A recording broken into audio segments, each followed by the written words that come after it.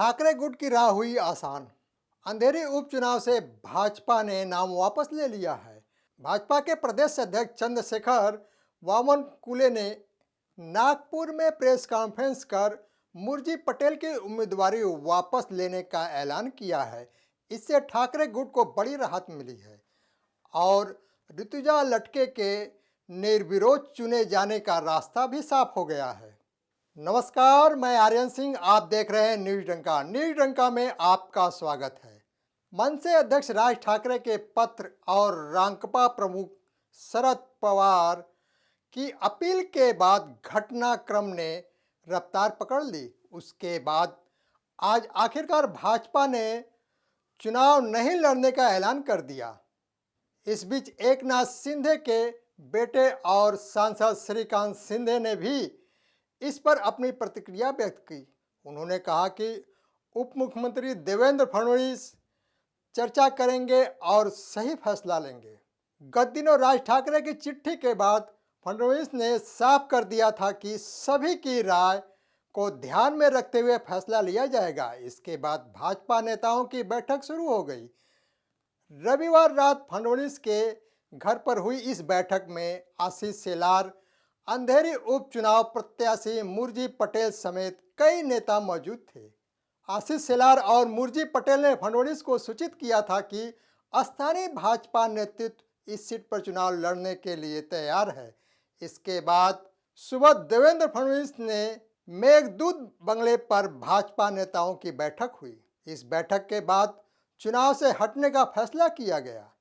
17 अक्टूबर को फॉर्म वापस करने की अंतिम तारीख थी। भाजपा उम्मीदवार मुरजी पटेल ने अपना नामांकन फॉर्म वापस ले लिया।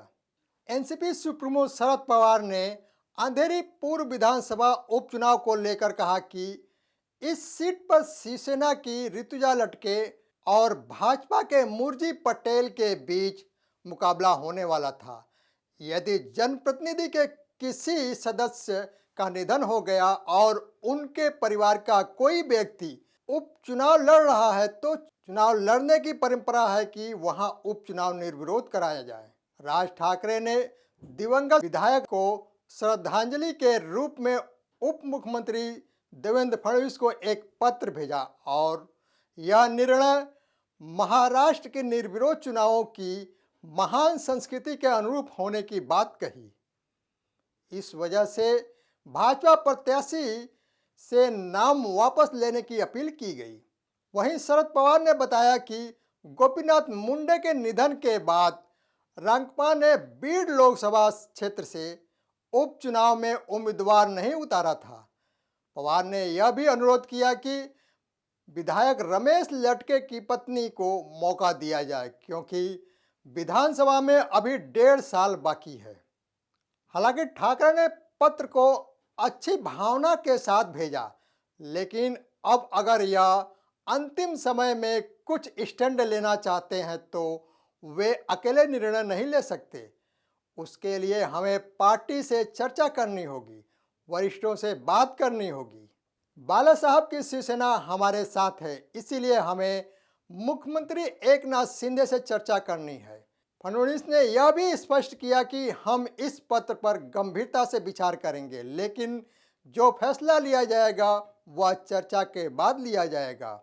बाला साहब के शिवसेना विधायक प्रताप सरनाइक ने भी अंधेरी उपचुनाव को निर्विरोध करने की मांग की। उन्होंने इस संबंध में मुख्यमंत्री एकनाथ शिंदे को पत्र भेजा था। भाजपा मुंबई अध्यक्ष आशीष शेलार ने राज ठाकरे से मुलाकात की और उनसे भाजपा उम्मीदवार का समर्थन करने का अनुरोध किया। हालांकि राज ने भाजपा के अनुरोध को खारिज कर दिया और उनसे लटके का समर्थन करने का अनुरोध किया। राज ठाकरे ने उप मुख्यमंत्री देवेंद्र फडणवीस को पत्र भेजकर अंधेरी विधानसभा उपचुनाव नहीं लड़ने का आग्रह किया है। उन्होंने अपने पत्र में रमेश लटके एक अच्छे कार्यकर्ता थे, उनकी प्रगति शाखा प्रमुख के पद से शुरू हुई। मैं उनके राजनीतिक सफर का गवाह हूँ। रमेश लटके के निधन के बाद उनकी पत्नी के विधायक बनने से उनकी आत्मा को शांति मिलेगी। इसीलिए भाजपा को यह चुनाव नहीं लड़ना चाहिए और देखना चाहिए कि उनकी पत्नी निर्वाचित हो जाए। राज ठाकरे ने पत्र में यह भी कहा है। महाराष्ट्र की राजनीति उच्च संस्कृति और मूल्यों पर आधारित है। शिवसेना ने हमेशा इसकी रक्षा की है। गोपीनाथ मुंडे, आर पाटिल, शिवसेना पार्टी प्रमुख उद्धव ठाकरे ने भाजपा को याद दिलाया कि पाटिल और गिरकर ताई की मौत के बाद हुए उपचुनाव में शिवसेना ने उम्मीदवार नहीं उतारे थे। एनसीपी अध्यक्ष शरद पवार ने निर्विरोध चुनाव की अपील करते हुए महाराष्ट्र की सांस्कृतिक विरासत को याद दिलाया। ठाकरे ने कहा कि इसके लिए शिवसेना हमेशा पवार की आभारी रहेगी।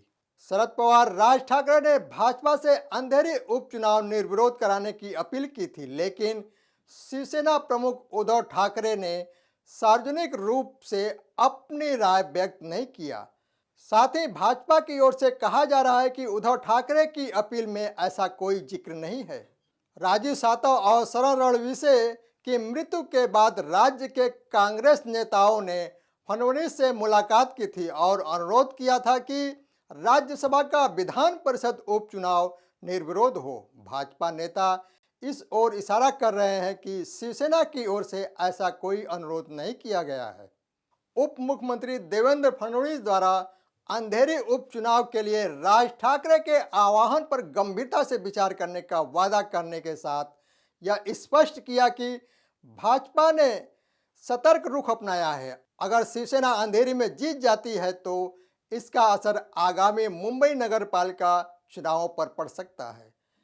इससे शिवसेना की नैतिक शक्ति न केवल बढ़ेगी बल्कि मतदाताओं में भी शिवसेना के प्रति लगाव की भावना भी विकसित होगी।